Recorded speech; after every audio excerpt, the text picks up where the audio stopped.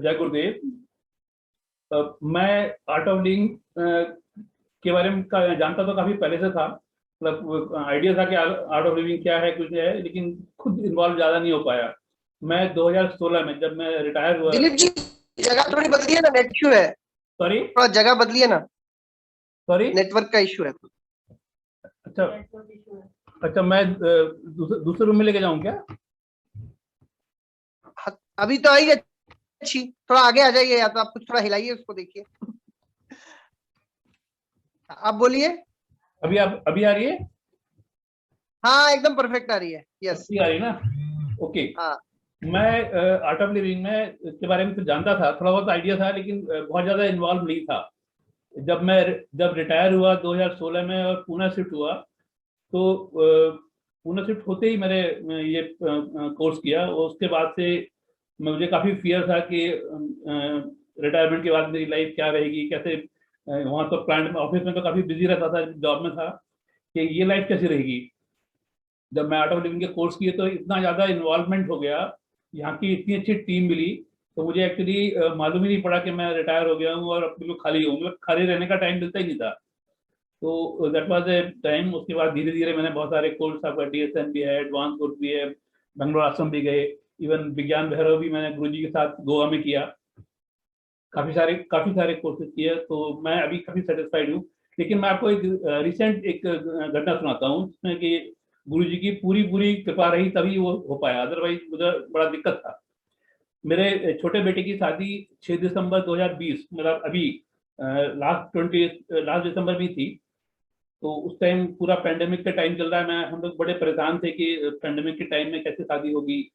बहुत सारे रिस्ट्रिक्शन थे। शादी इनफैक्ट जयपुर से जाके हो रही थी। जयपुर में हम लोग को जाना था।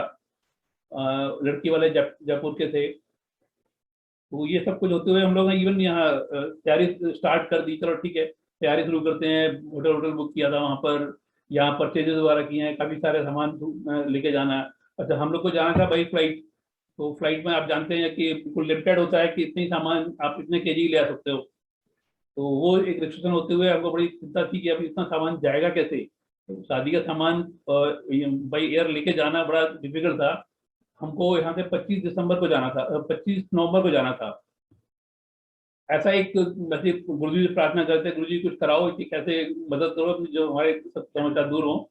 तो मालूम हुआ कि उसके हमको 25 दिसंबर को जाना, 25 नवंबर को जाना था। उसके एक दिन पहले ही मेरी वाइफ साधना की बहन का बेटा, वो अपने परिवार के साथ आया हुआ था दिल्ली से। उसकी फ्लाइट 24 तारीख की थी। हमको 25 को जाना था, उसकी 24 को वो भी वापस, मालूम हुआ कि वो भी वापस जा रहा है विद फैमिली। और उसके 2 छोटे बच्चे थे, हस्बैंड वाइफ। तो काफी उन पर स्ट्रेस था। तो हमने अपने 2 बड़े बड़े बैग उनको एयरपोर्ट पे जाके दे दी, जिससे कि उनको दिक्कत ना हो। और उन्होंने जाके वही सेम डे, मतलब हम जिस दिन 25 को पहुंचे हैं, 24 को वो बैग हमारे घर पे पहुंच गए। तो एक तो बड़ा अच्छा हुआ।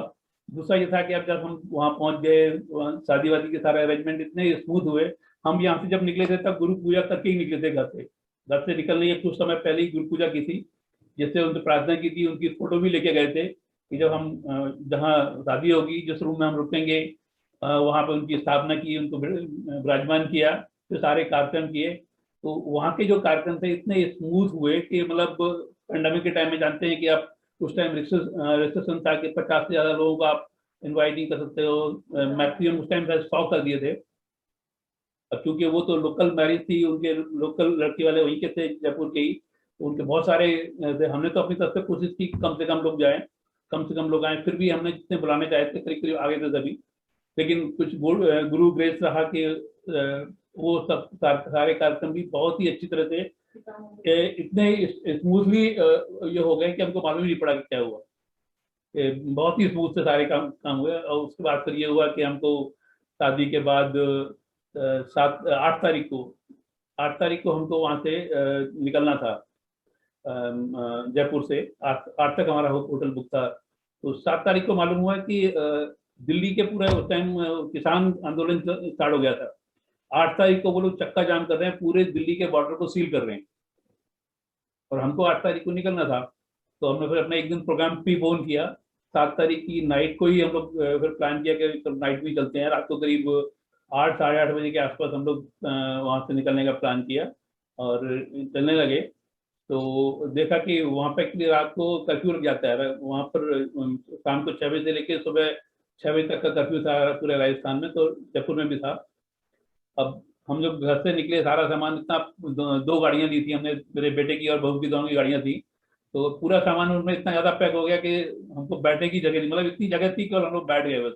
कुछ कुछ सामान अपने हाथ में भी लिया, 4-5 घंटे का, 5-6 घंटे का रास्ता था, कुछ सामान हाथ में लेके से निकले। करीब 2-3 किलोमीटर आगे गए होंगे तो एक गाड़ी में, दोनों में से एक गाड़ी में कुछ हल्की हल्की आवाज आने लगी। टायर में कुछ लगता है कि कुछ आवाज आ रही है, कुछ टायर की आवाज आ रही है। तो हम लोग बड़े परेशान है कि अब तो बड़ा मुश्किल है कि रात के टाइम में कर्फ्यू लगा हुआ है, कोई रिपेयर भी नहीं मिलेगा, कोई शॉप भी नहीं मिलेगी, कहाँ उसको दिखाएंगे, कैसे करेंगे। फिर प्लान किया कि कुछ नहीं, अब क्योंकि इतना नाइट में की जर्नी है और रात में कहीं कोई प्रॉब्लम होगी तो कुछ नहीं मिलेगा, कर्फ्यू का टाइम भी है, सब जगह समस्या होगी, इसलिए बेटर है बैक करते हैं, वापस होटल आते हैं। हम लोग होटल के टर्न किया, 2-3 किलोमीटर चलने के बाद ही होटल के टर्न किया। टर्न करते ही बेटी नेहा, उसने स्टार्ट कर दिया अपना गुरु पूजा, कि उसने कहा कि हमको गुरु जी को याद करते, हम लोगों ने भी गुरु जी को याद किया, गुरु जी इस समस्या से निकालो कि कैसे हम इससे पार हों। तो बेटी ने गुरु पूजा की चैंटिंग स्टार्ट की, और थोड़ी दूर बाद, मुश्किल से करीब 10 मिनट ही हुए होंगे, एक बड़ा सा गड्ढा आया। उस गड्ढे में गाड़ी हमारी नीचे गई और फिर उठी। तो उस गाड़ी निकल के जाने से ही उसको बेटी ने कहा कि पापा एक देखो गाड़ी में हो सकता है कि अभी कुछ ठीक चलेगी। कुछ देर आगे बढ़े तो ऐसा लगता है गाड़ी वाकई में काफी स्मूथ हो गई, वो जो जो आवाज आ रही थी वो कहीं निकल गई। अब उसके बाद और भी आगे चले गए, चलो होटल के नजदीक तक पहुंचते हैं, हो सकता है, लेकिन देखा कि अब ठीक है। पूछा, बेटे को पूछा कि गाड़ी की कोई आवाज तो नहीं है, कि हाँ पापा, आपका आवाज बिल्कुल काफी कम हो गई, नहीं आ रही है। तो मालूम हुआ कि बाद में देखा कि क्यों क्या हुआ था, कि उस टायर के बीच में जो गैप होता है ना, उसमें कहीं एक गिट्टी फंस गई थी। तो दचके जब गड्ढे में गाड़ी गई ना, तो वो गिट्टी निकल गई, और सब गुरु की कृपा से ही हुआ। अदरवाइज हम लोग सोचते पता नहीं क्या आगे, रात में जाए नहीं जाए क्या होगा। गुरु जी की गुरु पूजा किया, गुरु जी को याद किया, तो उन्हीं की कृपा से सब रात को करीब 2-3 बजे के आसपास हम लोग फिर दिल्ली पहुंचे, घर में आए, रुके, सब कुछ किया। और फिर नेक्स्ट डे ही फिर 2-3 दिन के बाद ही फिर हम लोग को वापस यहाँ आना था। लोग वहाँ भी वही समस्या थी कि सामान अभी बहुत ज्यादा हो रहा था, कैसे करें, एयरपोर्ट में वही आगे प्रॉब्लम, इतना सामान कैसे हुआ। लेकिन वहाँ भी जो एयरपोर्ट के जो रिसेप्शन कहते हैं, उनसे इतना उन्होंने अच्छा कॉपरेट किया कि हमारे जो सामान था उसको सबको अलाउ कर दिया, और विदाउट एनी चार्जेस और सब कुछ। और इस तरह से हम लोग यहाँ घर पे आ गए, पुणे आ गए। इस पूरी जर्नी में हमको लगा नहीं कि हम इतनी बड़ी शादी निपटा के आ रहे हैं। हमको ऐसा लग रहा था कि शादी नहीं हुई थी उस टाइम, बहुत ज्यादा समझ लगा था, बहुत दिमाग भारी है, कैसे होगा, क्या होगा। वाइफ को भी हमेशा कुछ ना कुछ प्रॉब्लम थी, इनको बीपी की शिकायत है, बीपी बढ़ जाता था। लेकिन शादी के पूरे एंटायर शादी में कहीं किसी को कुछ नहीं हुआ। इवन हमारे जो गेस्ट आए थे उन सबसे हमने पूछा फोन करके यहाँ आने के बाद, किसी को कहीं कोई कोरोना की प्रॉब्लम तो नहीं हुई, किसी को हुई? 100%, नॉट ए सिंगल, किसी को कोई समस्या नहीं हुई। This all was because of Guru grace, उनकी कृपा से ही सारी चीजें हुई। और हम उसके बाद ऐसा लगा कि मतलब हम तो शादी हो गई जो पता ही नहीं पड़ा। तो ये सब गुरु कृपा है, जिसके कारण सब हुआ। तब से हम लोग और भी ज्यादा इन्वॉल्व हो गए। और आज आपको एक और खुशखबरी देते हैं कि आज मेरी बेटी का जॉब में आ गई है, नई जॉब में ज्वाइन करेगी मंडे को। उसने बेंगलोर में कंपनी ज्वाइन कर रही है, तो आज ही उसका ऑफर आया है। तो it's good news for entire team. आप सबों की ब्लेसिंग से कारण ही सब कुछ संभव हुआ है। सबसे बड़ी चीज है कि ब्रह्ममुहूर्त, जब से मुझे 2-3 महीने हुए जब से स्टार्ट किया है, हमने मार्च से स्टार्ट किया था, और मार्च से हम देख रहे हैं कि सारी चीजें बड़ी स्मूथली हो रही हैं। नॉर्मली पहले हम उठते थे करीब 5, 6, 7, 8 बजे, 9 बजे तक उठते थे, लेकिन अब जो 4:30, 5 बजे उठते तो सारे काम इतने स्मूथली सुबह सुबह हो जाते हैं कि लगता ही नहीं कहाँ क्या कुछ हो रहा है। तो this all because of brahmamuhurta and sadhana and guru kripa. Thank you Guru ji, thank you all. आप सभी को ढेर सारी शुभकामनाएं। स्पेशली अमित जी, रियली आप जितने एफर्ट्स करते हैं ग्रुप के लिए, सबके लिए, वो वाकई सराहनीय है। Thank you, thank you to you personally. जय गुरुदेव।